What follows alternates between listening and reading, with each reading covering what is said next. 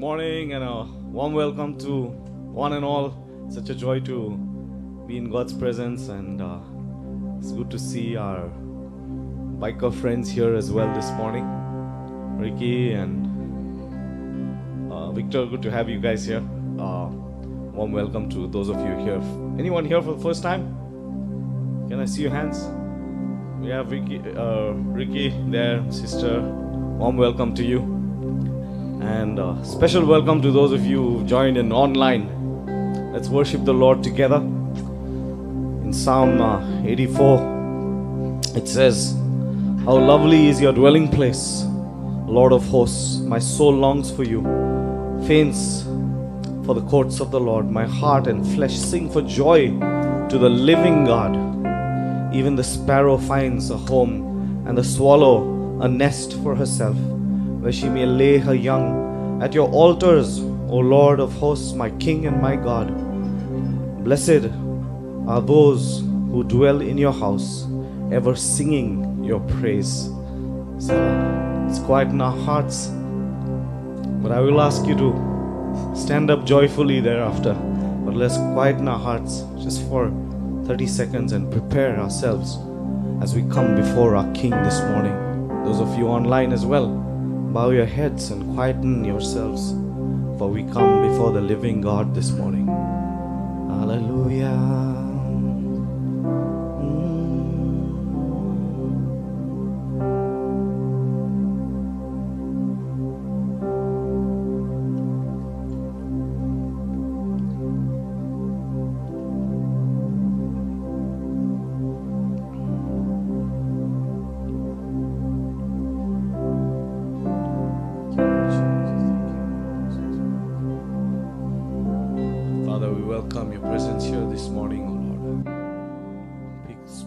Through your word and through your spirit, Father.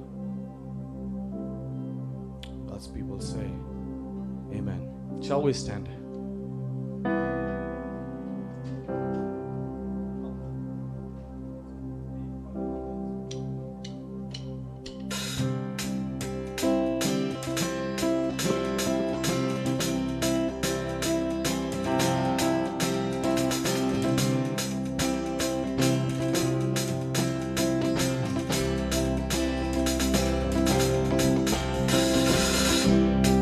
May our homes be filled with dancing. May our streets be filled with joy.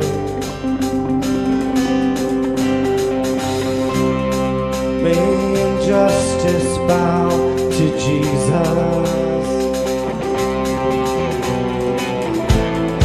As the people turn and pray.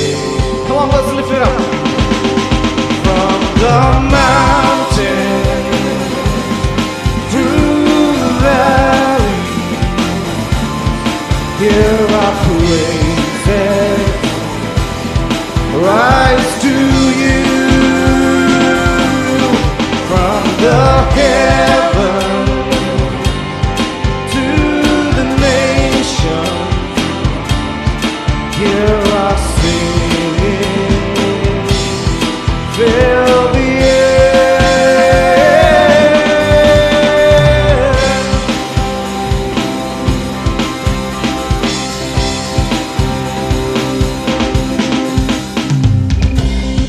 May your light shine in the darkness, as we walk before the cross.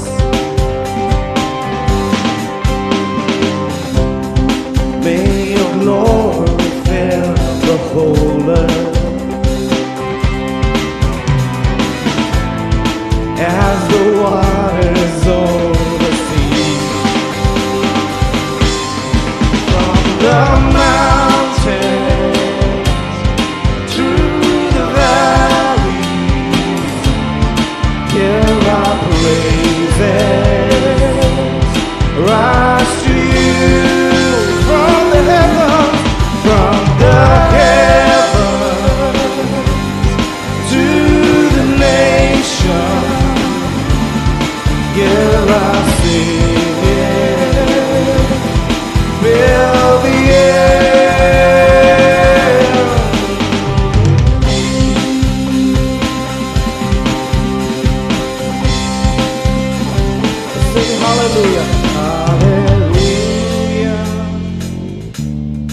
Hallelujah. Hallelujah. Hallelujah. Hallelujah. Hallelujah. Hallelujah. Hallelujah. Come on, let's lift it up.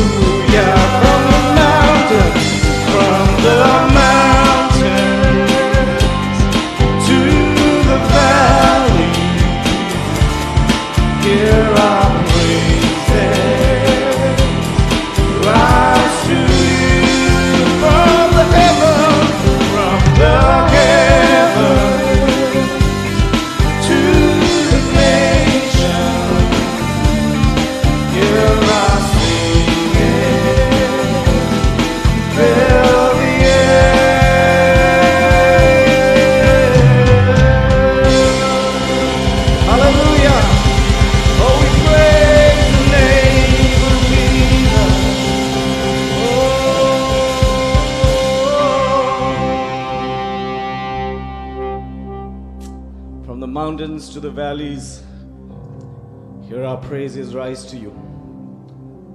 Saying that, I want to welcome my friend here this morning. He's from the mountains, Jabez. I'm from the mountains too. Pratik also is from the mountains. We just got back from Kalimpong from missions work and music, and it's been a blessed time. But this is Jabez. Many of you would have known his father, the lyricist and author of the song Sara Shrishti Ka Malik. I'm going to ask him to sing that song.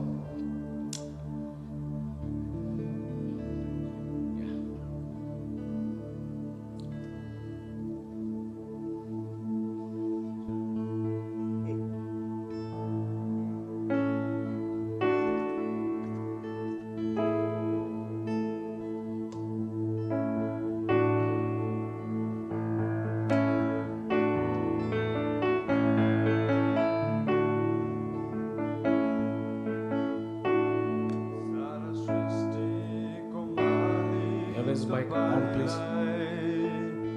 Sara Shrishti ko rakshak tapailai hamro hridai samitle adar pranam sadaiva tapaikai gungan Sara Shrishti ko malik tapailai Sara Shrishti ko rakshak tapailai hamro hridai samitle adar pranam sadaiva tapaikai gungan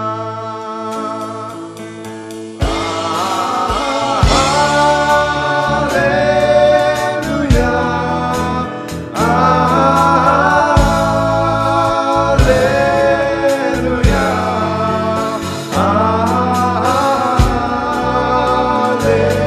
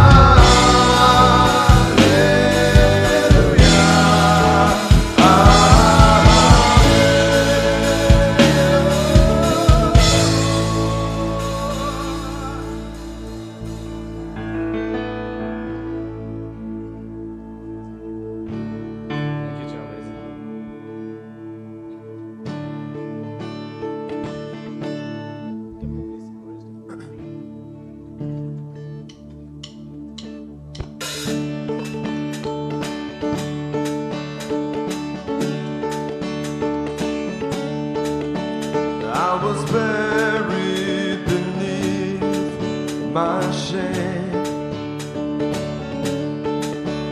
Who could carry that kind of weight? It was my truth until I met. I was breathing but not alive. All my failures I tried to hide. It was mine till I met. You called my name, and I ran out of that grave, out of the darkness into your glorious day. You called my name, and I ran out of that grave, out of the darkness into your glorious day.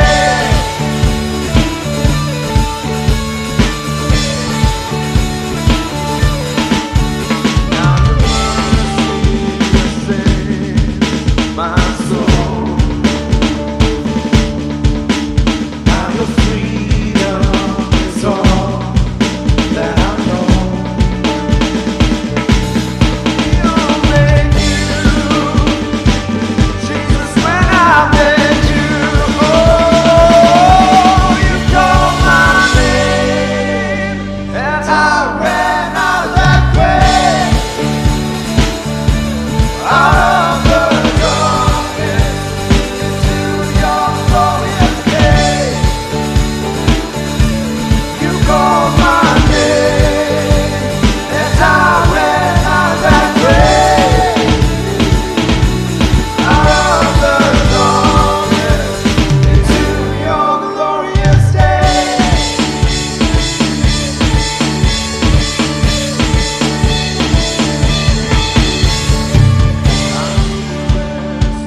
My sin was heavy, but chains break at the weight of your glory. I needed shelter, I was an orphan. Now you call me a citizen of heaven. When I was broken, you were my healing, and your love is the air that I'm breathing. I have a future, my eyes are open, but when you call my name, I ran out of that grave, out of the darkness into your glorious day. You called my name, and I ran out of that grave, out of the darkness into your glorious day.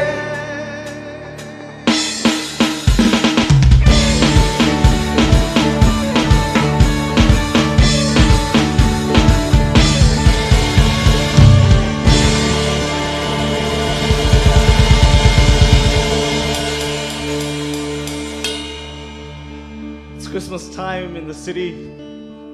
We can't go away from here without seeing a few carols. So let's sing Joy to the World. But you need to be joyful as well.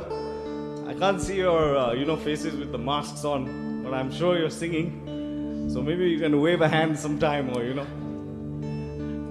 maybe shout out something. All right, let's sing Joy to the World, okay? Come on, let's put our hands together.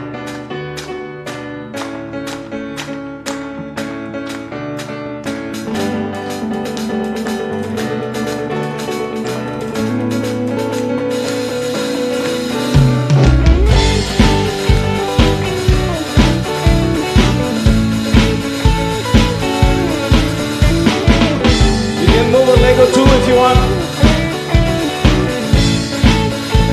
We're in the Lord's house.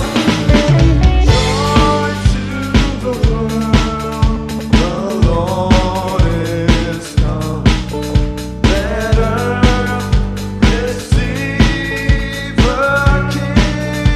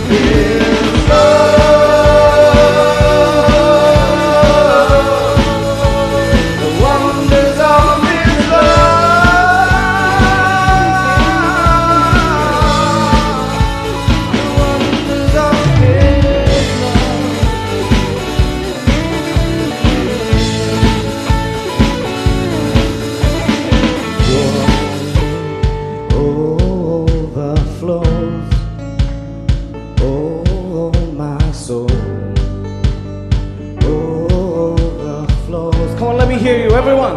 1, 2, 3, 4. Joy overflows. Oh, my soul overflows. Everybody say joy overflows. Oh, my soul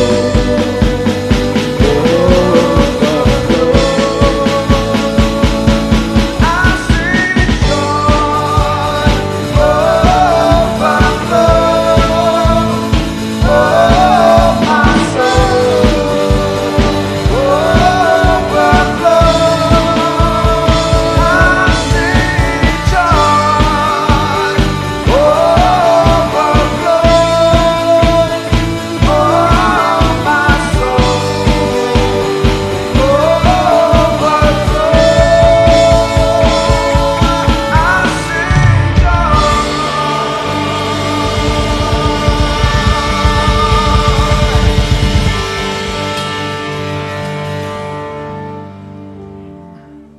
You may be seated.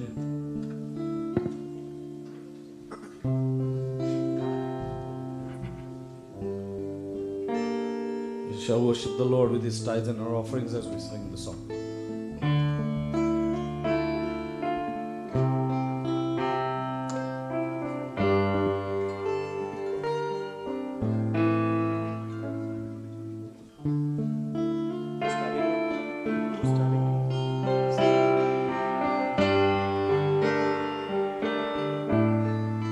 Mary, did you know that your baby boy would one day walk on water?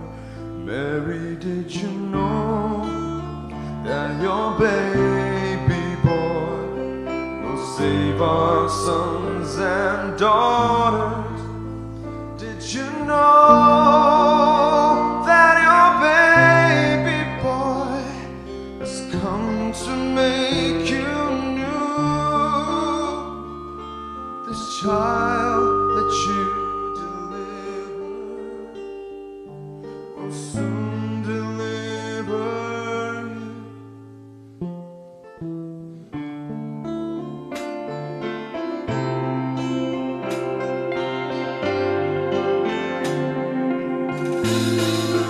Mary, did you know that your baby boy will give sight to a blind man?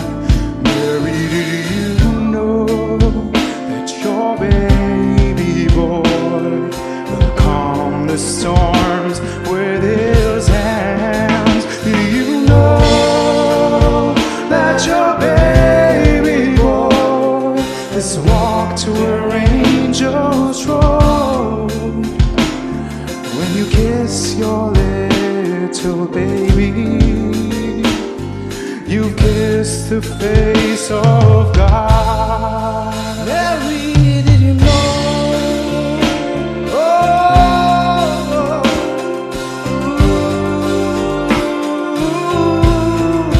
Mary, did you know?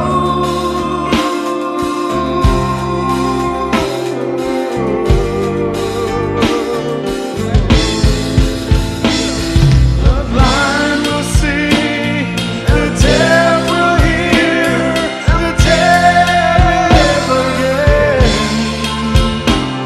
The lame will leap, the dumb will speak, the praises of the Lamb.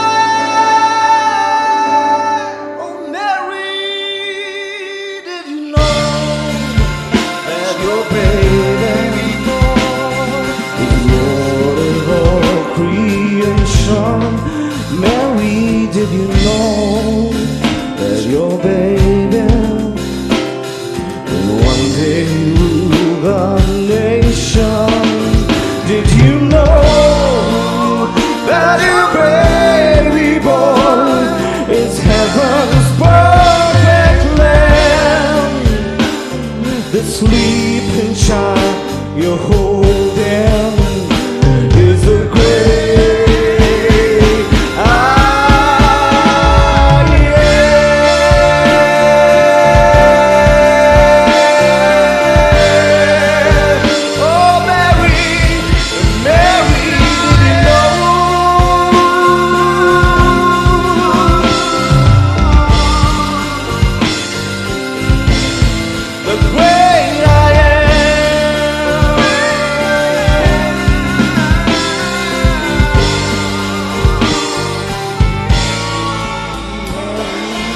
alone.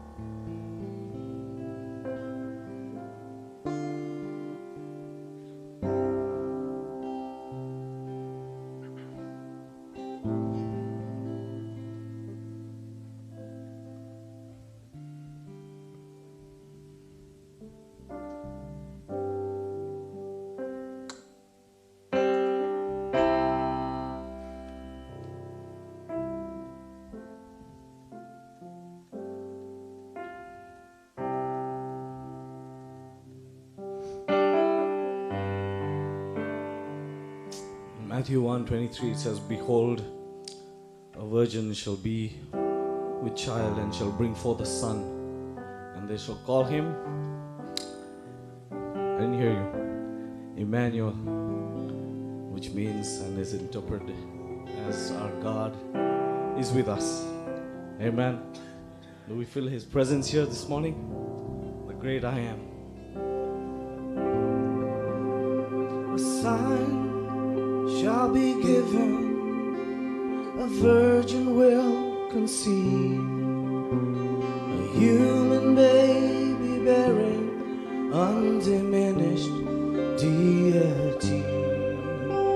The glory of the nations, a light for all to see, a hope for all who will embrace His warm reality. Let's stand together and sing Emmanuel.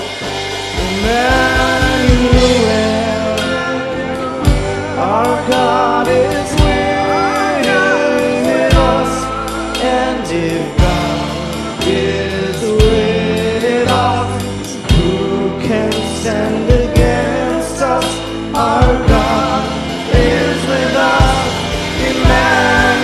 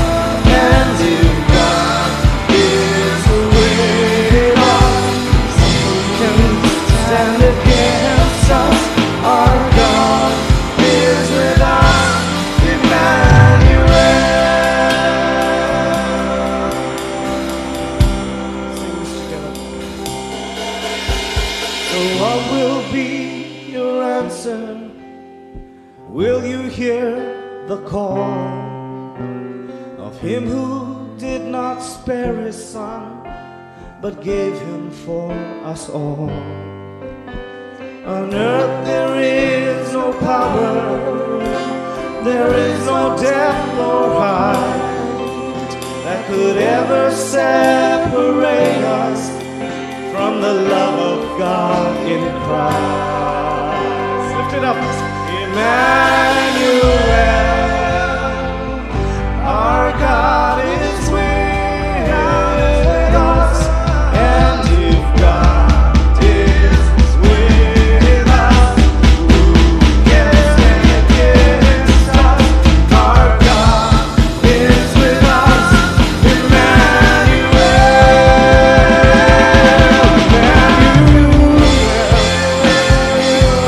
our God is with us.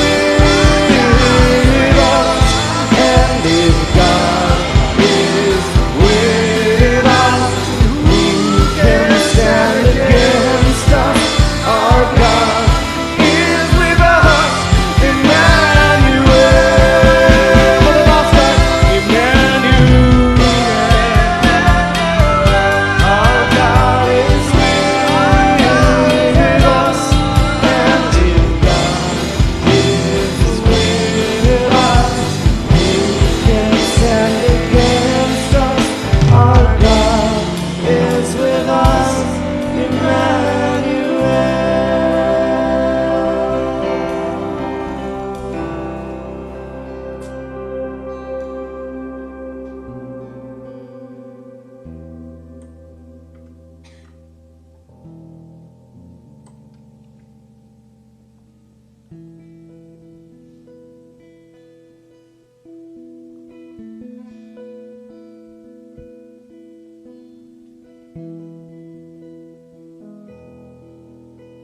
offer ourselves to the shepherd who leads us, who protects us, and the God present with us.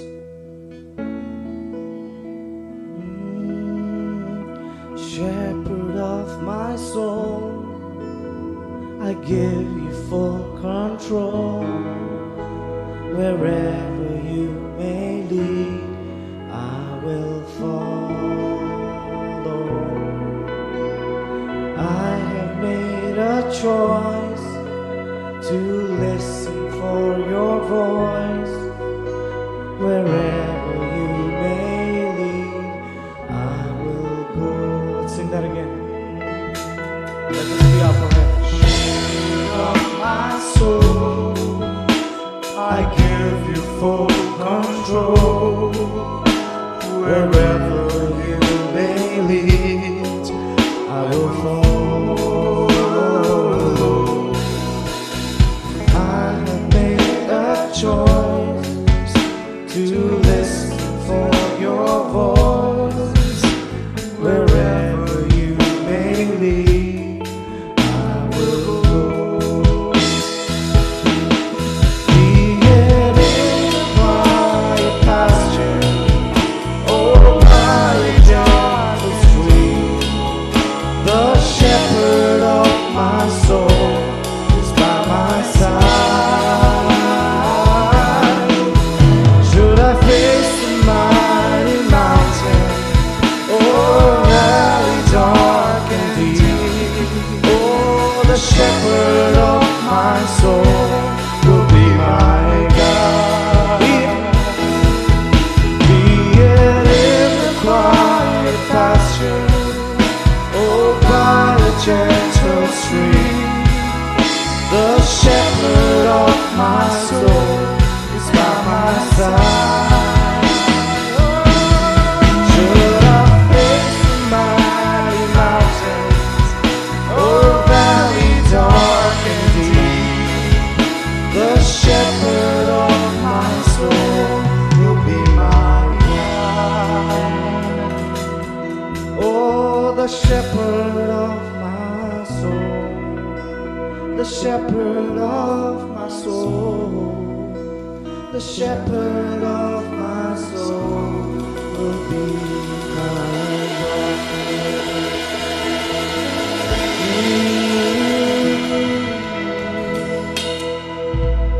Amen. You may be seated.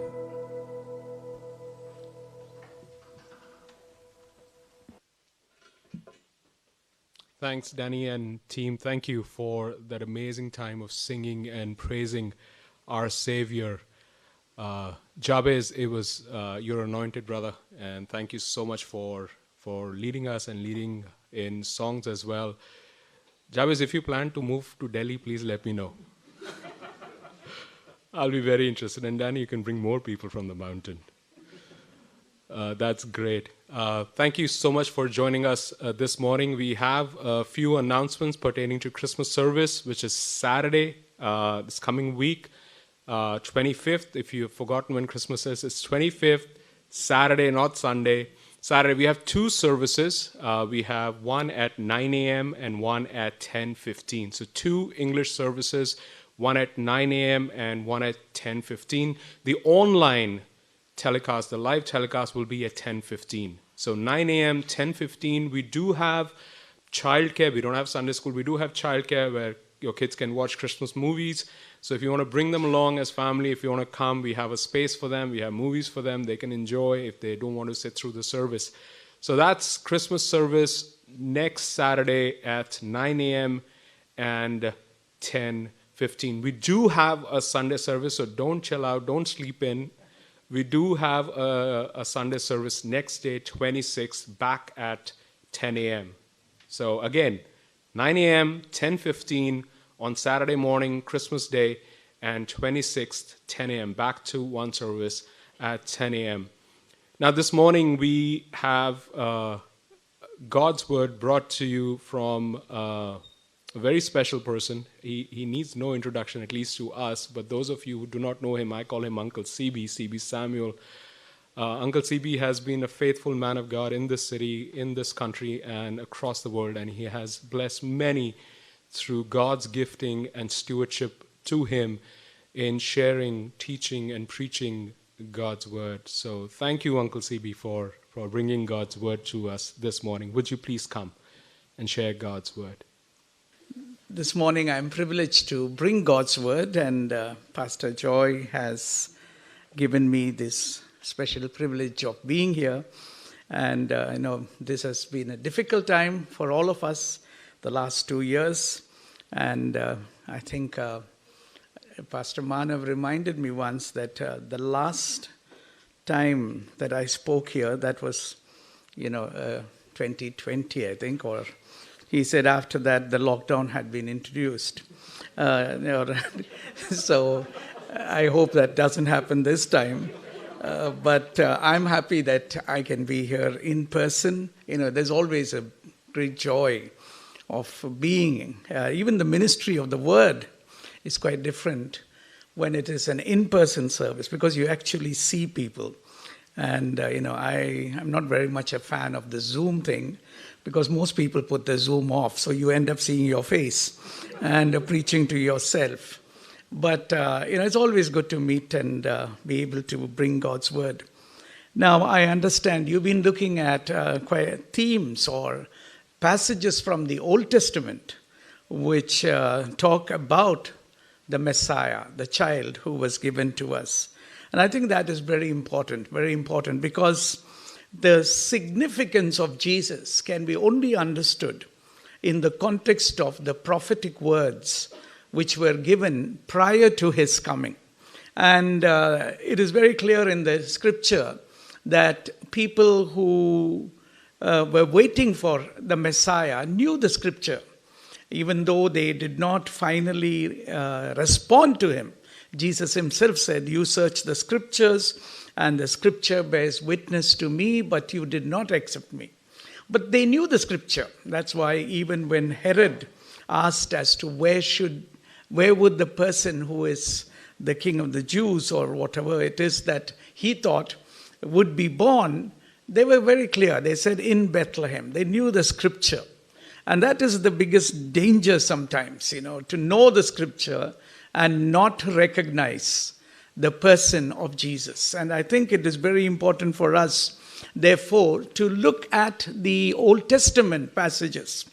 And this morning, I'm going to look at Ezekiel chapter 34. Ezekiel chapter 34 is about the shepherd. And, most of the Old Testament passages which relate to Jesus doesn't come as standalone passages. Even Isaiah chapter 9, or where we talk about "unto us a child is born," actually comes in a context.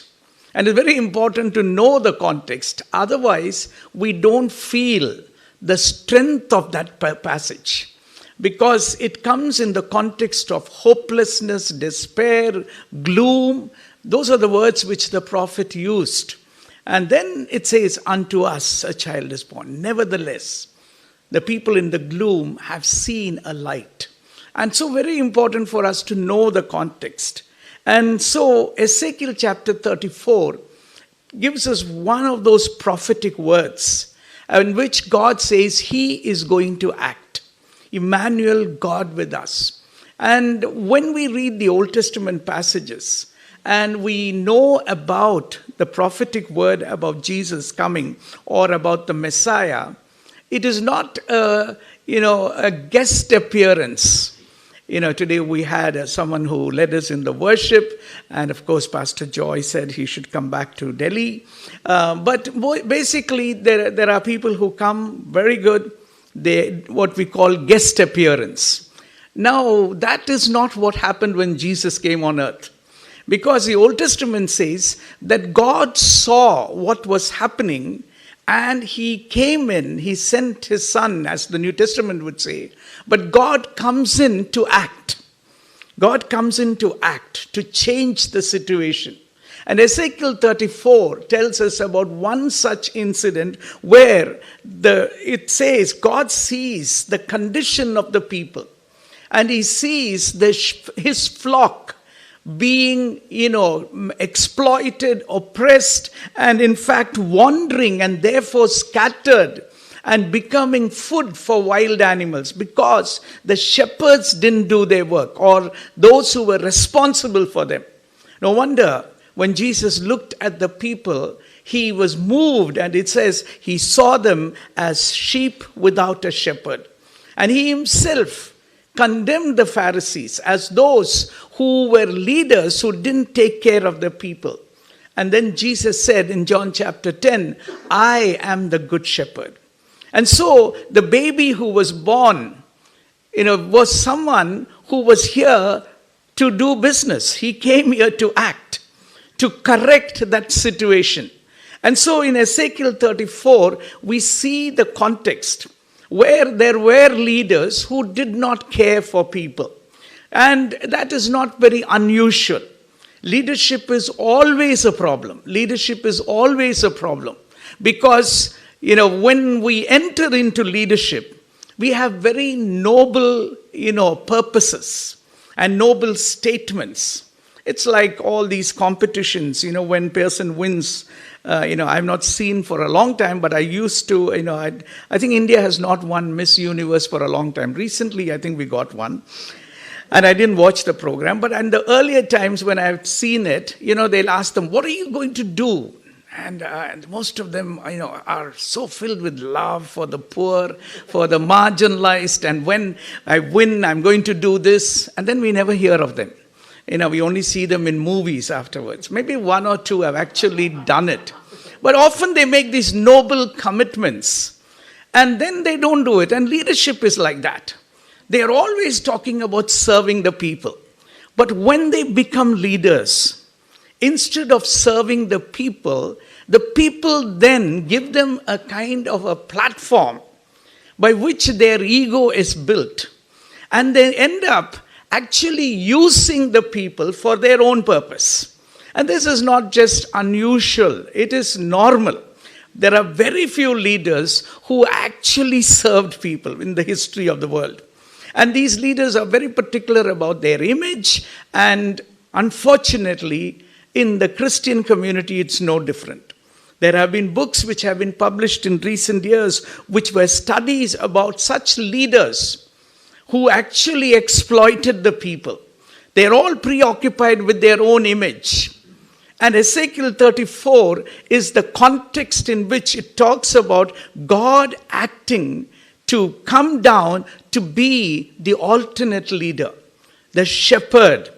And I think it is very important for us at this Christmas season, as we look and celebrate the birth of Jesus, to actually know that God was coming in to set right what was wrong. And one of the major problems of what was wrong was leadership. I remember I think it was sometime in the 90s or early 2000, I'm not sure, when Bill Clinton was the president of the US. There was a Time magazine cover which had a very interesting title, which I've never forgot. It had the picture, I think, of a G8 nations conference or G whatever it is. And, all these leaders, and you would have seen those pictures when they have these conferences, and if it was held in Indonesia, they all wear the local, kind of a shirt and all the same color, and they take a photograph on the last day. That is common. It happens in all these global conferences of these political leaders. But the Time magazine had an interesting cover. It had all of them there, and across the picture there was a statement, "Where have all the leaders gone?" Very interesting statement. Yes, they were all in positional leadership, but we had no leaders. And Ezekiel 34 talks about such a situation. Listen to me as I read these verses from verse 1 onwards. "Son of man, prophesy against the shepherds of Israel. Prophesy." This particular prophecy or the prophetic word is against those who were leaders, shepherds of Israel. This is what the sovereign Lord says. the one who is sovereign, the one who is, the one who is governing the world. He says, this woe to you, shepherds of Israel, who only take care of yourselves. Should not shepherds take care of the flock? You eat the curds, clothe yourself with the wool, slaughter the choice animal, but you do not take care of the flock. You have not strengthened the weak, or healed the sick, or bound up the injured. You have not brought back the strays, or searched for the lost. You have ruled them harshly and brutally. So they were scattered because there was no shepherd. And when they were scattered, they became food for all the wild animals. My sheep wandered over all the mountains and on every high hill. They were scattered over the whole earth, and no one searched or looked for them. Therefore, you shepherds, hear the word of the Lord. As surely as I live, declares the sovereign Lord, because you have plundered and have become food, and my sheep have become food for all wild animals, and because my shepherd did not search for my flock, but cared for themselves rather than for my flock, therefore, you shepherds, hear the word of the Lord. I am against you. He goes on to say, I am against you. And then he says in verse 11, I myself will search for my sheep and look for them. I myself. Ezekiel 34 repeats from verse 11 onwards this particular phrase to say, I myself. We have a working God. He didn't appear 2,000 years ago just for the fun of it. Yes, he came to die for our sins. Yes, that event is very important. But he came in order to set right what is wrong. And that one of the important areas is this, because the leaders were exploiting people, and because they did not take care of them, what had happened is the sheep were scattered and they became food for all wild animals. They became those who everybody thought they can exploit. And that's so true, isn't it? When you have weak leadership, what happens is the sheep become the food for everybody around who wants to exploit them. And God was broken with that situation. And he said, I've trusted you with the sheep. And instead of looking after them, and he repeats it, they are my sheep. They are my sheep. They're not your sheep. Sometimes there are pastors who feel that they are my sheep. No, you're not. They're not your sheep. They are the sheep of God. He has entrusted us. And so what he says here, I am going to set right. Of course, he's going to punish the leader, the shepherds. He says in verse 10, I am against the shepherds, and I will hold them accountable for my flock. I will remove them from tending the flock so that the shepherds can no longer feed themselves. I will rescue my flock from their mouths, and it will no longer be food for them. God says, I'm coming down to act. I'm coming down to take care of my flock. And that's what happened 2,000 years ago, because God had said, I'm going to do that. And then from verse 11 onwards, he gives a lot of images as to what this shepherd does. I want to thank Danny for the selection of that music on the shepherd of my soul. What does the shepherd do? There are a lot of things in the New Testament and in the Old which gives us a picture of what the shepherd does. And today and this week, as we remember the act of God in sending Jesus down, we will remember that he came for a particular activity as the shepherd. And, in this passage, starting with verse 11, he gives a list of things that the shepherd will do. And then he concludes it in verse 23 when he says, he doesn't conclude there, but in verse 23, he says, I will place over them one shepherd, my servant David, and he will tend them and be their shepherd. I, the Lord, will be their God, and my servant David will be prince among them. I, the Lord, have spoken. Now, this was not about David the king. David the king had gone. but in the line of David, the Messiah was going to come. And so he says, he is going to place the Messiah, the one who will come in the line of David. And he says, he will tend them, he will be their shepherd. And so we know that that was one of the purposes for which Jesus came. And as a shepherd, what does he do? That's what I want to look at in the time that I have. And I'm looking at verses 11 until verse 31. And there are 5 important things that we find here mentioned as to what the shepherd will do. And I think for those of us who are in leadership, whether in the church or outside, remember there are images of leadership that the scripture gives us, which is very, very much close to the heart of God. It says here, firstly, in verse 11, I myself will search for my sheep and look after them. I myself will search for my sheep and I will look after them. Later on, it says in verse 16, I will search for the lost and bring back the strays. What a lovely picture. What a lovely picture of a leader. You know, it says the shepherd is a searching shepherd. Some of us perhaps have come into this church or have come to know Christ because God searched for us. God searched for us. That's the picture of God. Jesus said about a shepherd who had 100 sheep, but one got lost. He left everything and went looking for that one. That is the image that we have of this child who was born. He came in order to search for us. You know, this searching of God is very, very remarkably different and very much a miracle. You know, it's very mysterious. It's not the same for all of us. Some people have just strayed into a church and they heard the gospel.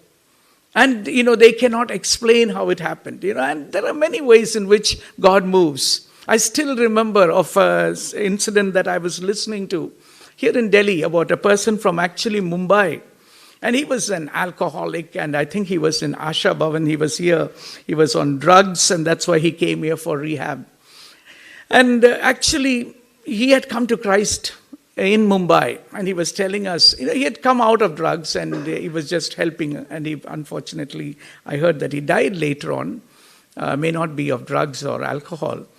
But he was telling about his own way of how he came to Christ. You know, he grew up in a Catholic home. And his mother was very particular that before he sleeps, he has to say the Lord's Prayer. And whether he was, you know, drunk or not drunk, he could not go to sleep without saying the Lord's Prayer. And they had, of course, thrown him out of house. So he was staying somewhere near the gateway of India in Mumbai. And he said that evening he was actually drunk, fully. And, you know, and he was sleeping there. And he said, I came to that place where I sleep and there are others there. And he said, as usual, I knelt down to pray, to say the Lord's Prayer. You know, it's just so much ingrained into him. And he said, as soon as he started saying, Our Father in heaven, he stopped. He suddenly felt the fatherhood of God in a very fresh way. And he just got up. And he said he cried. He cried because he suddenly felt this truth of God as a father. You know, he said this prayer many times. And he'd been drunk most of the times, and this time also.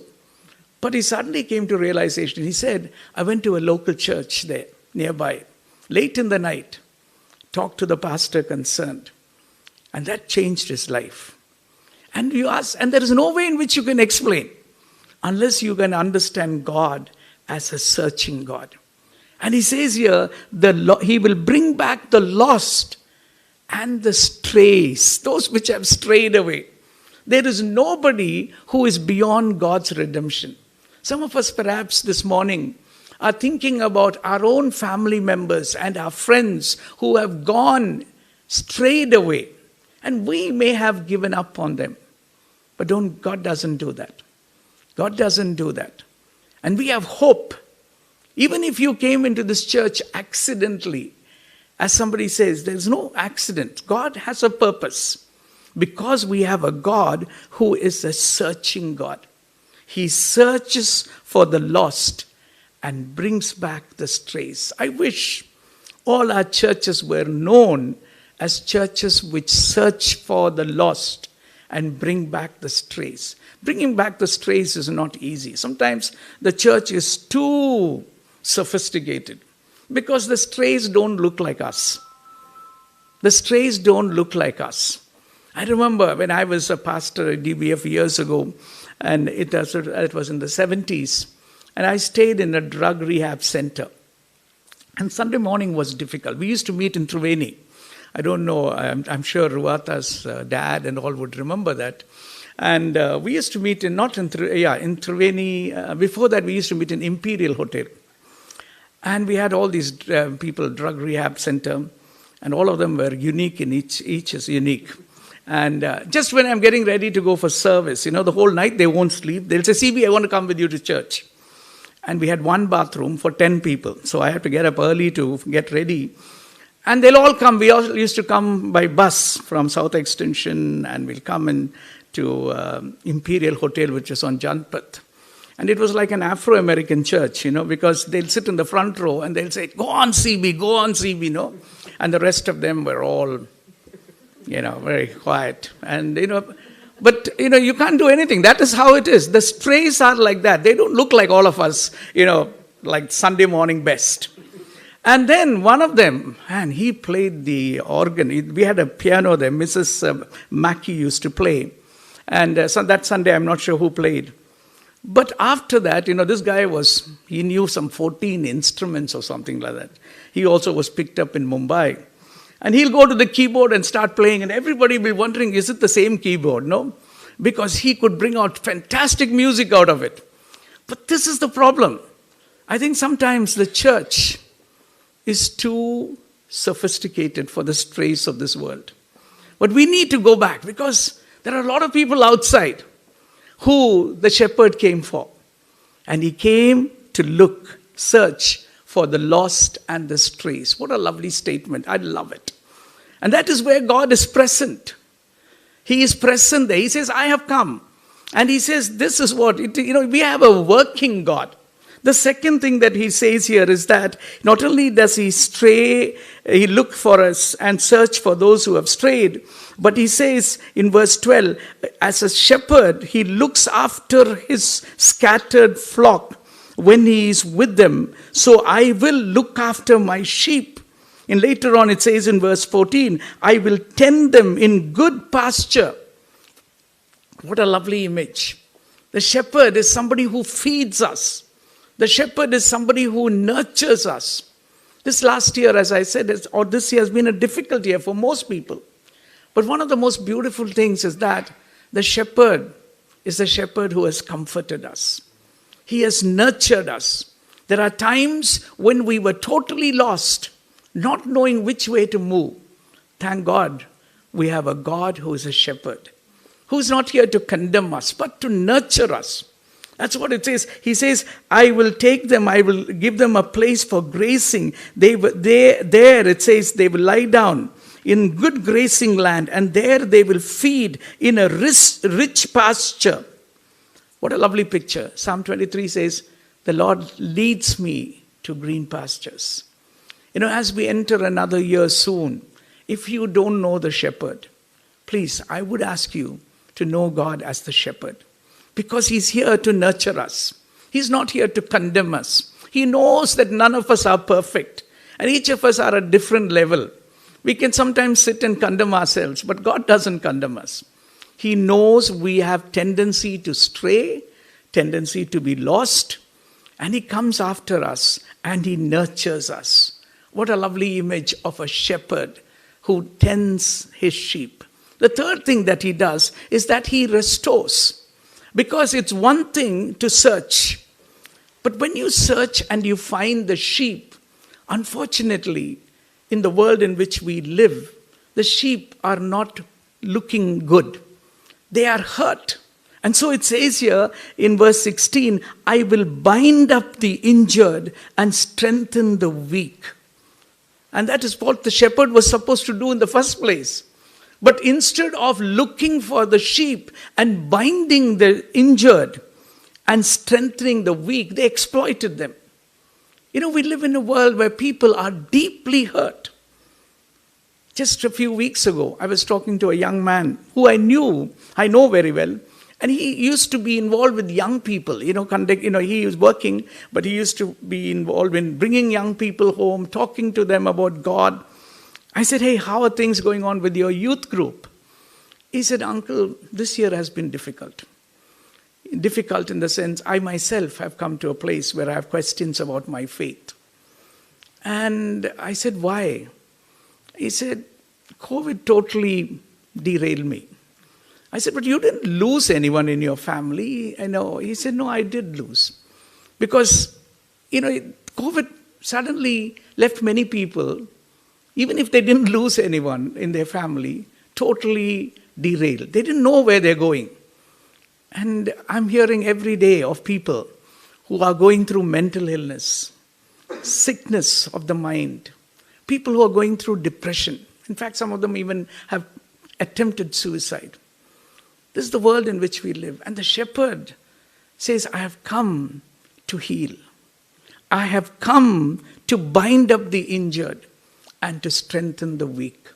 As we enter into another year, remember there is a shepherd who understands our pain. A shepherd who is sent to actually heal the wounds. The one who restores us. And sometimes I feel as a church of Jesus Christ, we have not done that well. There's a whole world that is hurting outside.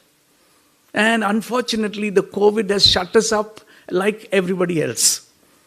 But there may be ways in which God wants us to be the instruments of healing, the instruments through whom He can bind the injured and strengthen the weak.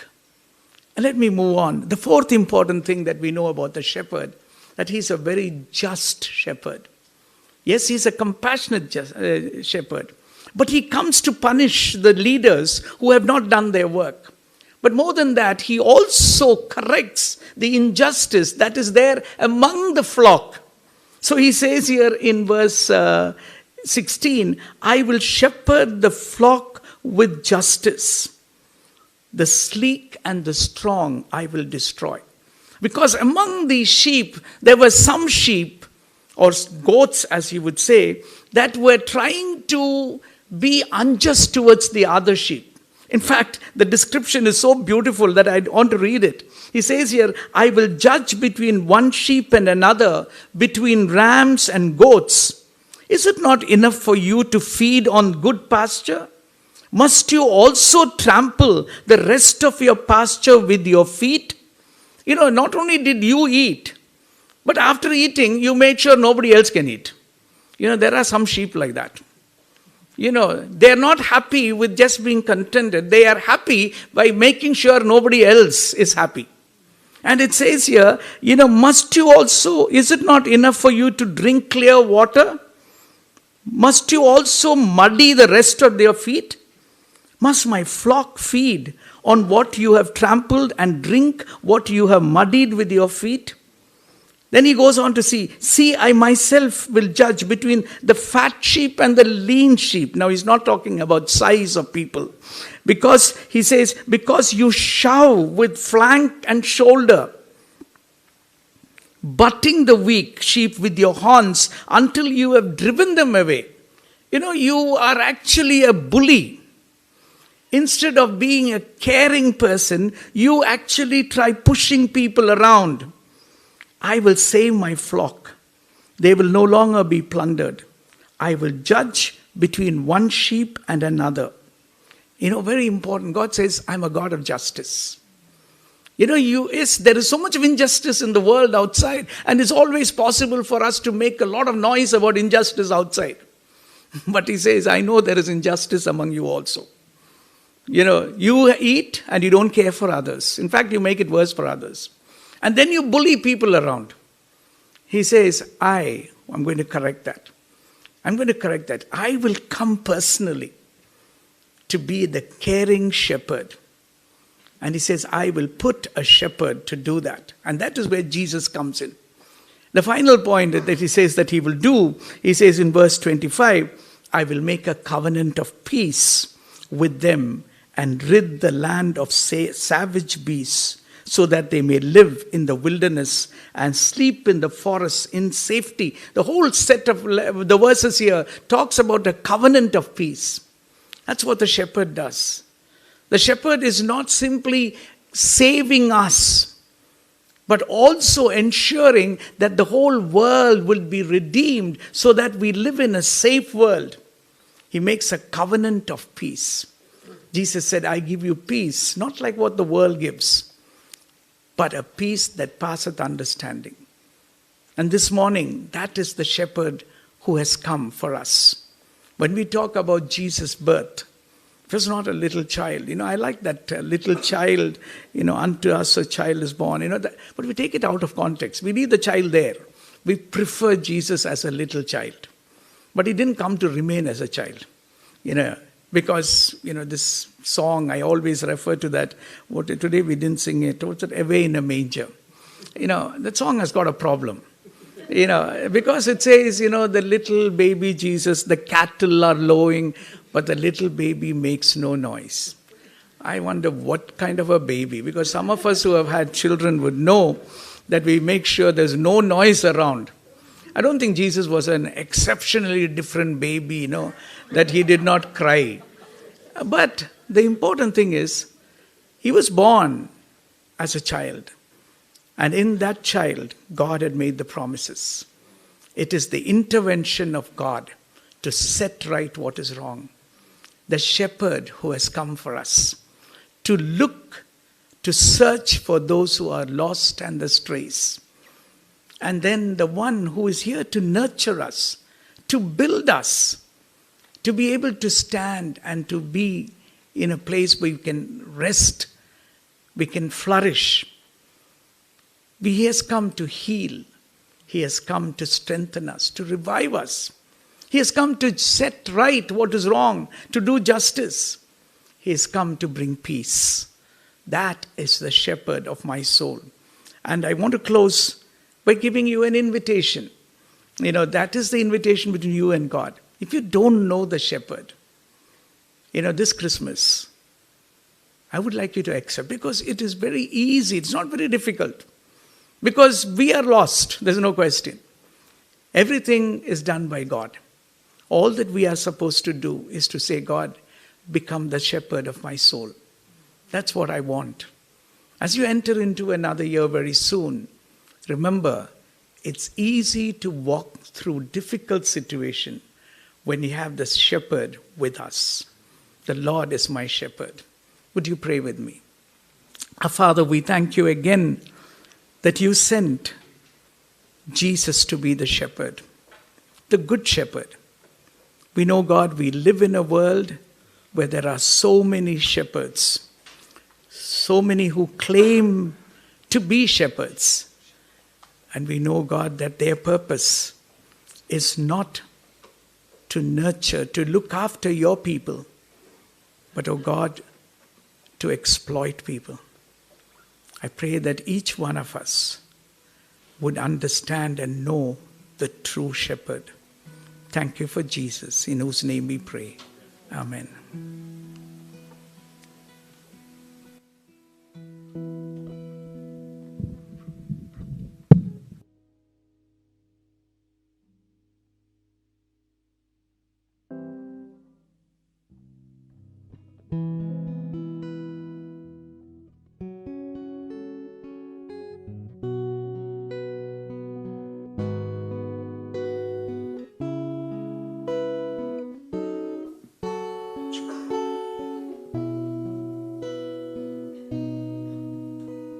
Shepherd of my soul, I give you full control.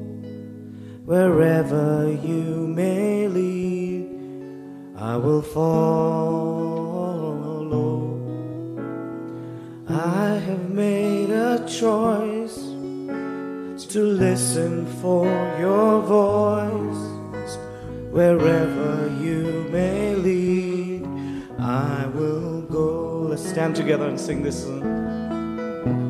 Shepherd of my soul, I give you full control. Wherever you may lead, I will follow. I have made a choice to listen for your voice. Wherever you may lead, I will go. Be it in the quiet pastures, or by a gentle stream, oh, the shepherd of my soul will be my guide. Should I face the mighty mountains, or the valley dark and deep, the shepherd of my soul will be my guide. Be it in the quiet pastures, or by a gentle stream, the shepherd of my soul will be my guide. Should I face the mighty mountains, or a valley dark and deep, the shepherd of my soul will be my God. Oh, the shepherd of my soul will be my God.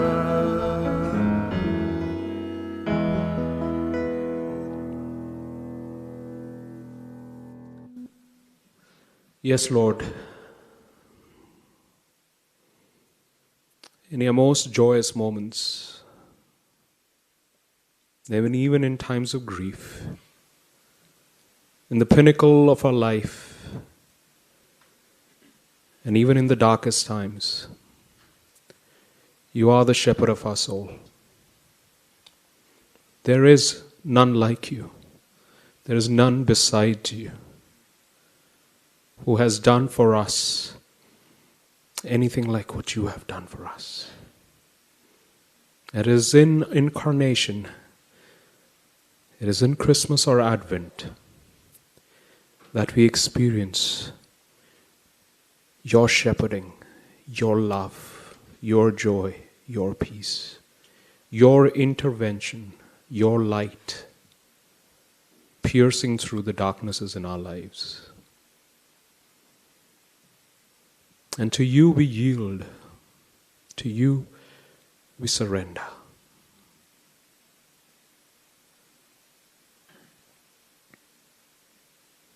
Now may the love of God our Father, the grace of our Lord Jesus Christ, who is also the shepherd of our soul, and the constant communion, guiding, and wisdom of His Spirit be with each one of us through this season, through the next year, and even forevermore. And God's people said, Amen. God bless you. Have a great week ahead. Again, 2 services on Saturday, 9 and 10:15, and 1 service on Sunday. God bless you, and see you on Christmas Day.